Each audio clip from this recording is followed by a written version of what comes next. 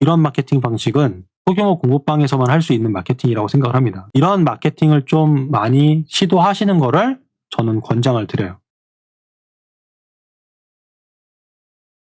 학원 사이즈에 맞춘 마케팅 방법에 대해서 질문하셨는데요. 학원 유형마다 다른 마케팅 방법을 사용해야 할까요? 라고 물어보셨어요. 유형이라고 얘기하신 거는 1인 원장님 체제냐, 소형 학원이냐, 대형 학원이냐, 이런 것들에 대한 고민 때문에 유형이라는 단어를 쓰시지 않았을까 미루어 짐작을 해보고, 두 번째 이야기는 소규모 학원 또는 공부방 규모 학원에 추천할 만한 마케팅과 운영 방법이 뭐가 있을까요? 라고 얘기하셨어요. 답변을 드리면 일단은 유형마다 다른 마케팅 방법에 대한 생각을 해볼게요. 학원 사이즈, 유형 따라 방법이 달라야 합니다. 기본적인 건 똑같은데 다를 수 있으니까 다르게 가는 게 맞다라고 생각을 합니다. 왜 달라야 하냐면 차별화 때문에 저는 다르게 갈 수 있다라고 말씀을 드려요. 이 차별화라는 게 뭐냐면 거꾸로 말씀을 드릴게요.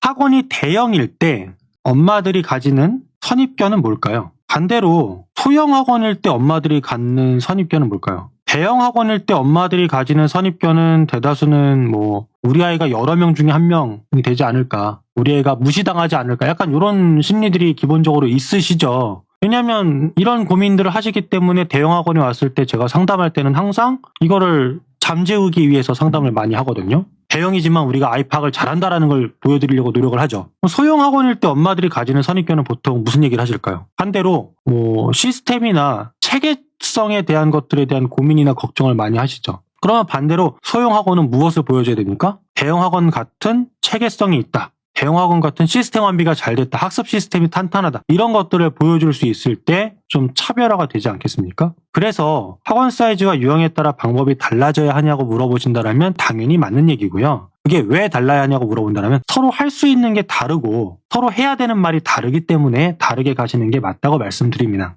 그럼 이걸 마케팅 방법적인 걸로 보면 대형 학원에서 하기 힘든 마케팅 방법은 소형 마케팅이 어려워요. 소형 마케팅이라는 건 뭐냐면 어머니 한 명 한 명 이렇게 소통하듯이 하는 마케팅이 쉽지가 않다라는 거죠. 왜냐하면 제가 지금 12월 달에 신규반을 오픈하려고 최근에 계속 지금 상담을 달리고 있는데, 오늘도 상담을 계속했고, 그래서 신규생을 갖다 모아서 2개 반을 지금 신규반을 오픈을 한 상태거든요. 초등부. 그럼 원장님들은 이런 얘기 들으시면 박 원장 2개 반이나 신규반 오픈했어? 라고 생각하시는데 그만큼 나가요. 대형은 또 인원이 많이 나가고 많이 들어오는 거예요. 많이 왔다 갔다 하는 거예요. 제가 말씀드릴 건 뭐냐면 대형 학원은 한 명 한 명에 대한 터칭적 마케팅은 어려워요. 설명회를 한다 하더라도 대형 설명회를 하지 우리가 한 명 한 명 상담하듯이 하는 설명회는 한계성이 있거든요.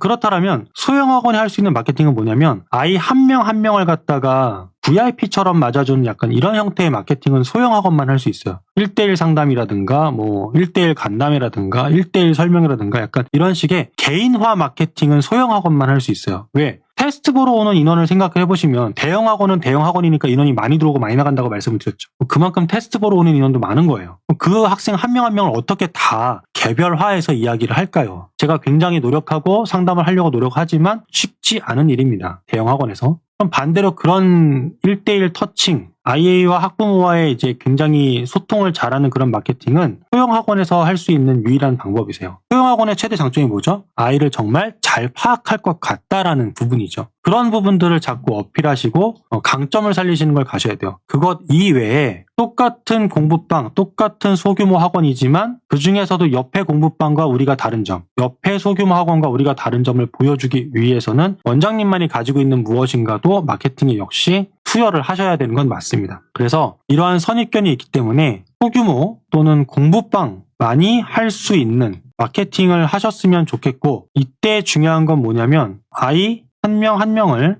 파악을 잘 한다라는 것을 느낄 수 있도록 만드는 마케팅 방법을 쓰셨으면 해요. 그러면 이런 걸 어떻게 될까요? 예를 들면 원장님이 한 명 한 명의 성장 스토리를 다 가지고 계시고 얘기할 수 있고 자료가 있다라든가 개별하죠. 그리고 이렇게 아이 한 명 한 명을 신경 쓰기 위해서 한 명을 신경 쓰기 위한 노력과 감정, 터칭 이런 것들이 무엇이 있는지 이런 부분들에 대해서 이야기를 하시고 이런 것들을 자꾸 주변에 어필하시는 것이 맞습니다. 왜냐하면 지인 소개로 들어오는 비율이 제가 봤을 때는 대형 학원보다 오히려 소규모 학원이거나 공부방이 지인 소개로 들어오는 확률이 더 커요. 그렇기 때문에 오히려 그러다 보면은 여기서 특히 신경 써야 할 건 뭐냐면 재원생을 활용한 마케팅을 하시는 게 좋아요. 왜냐?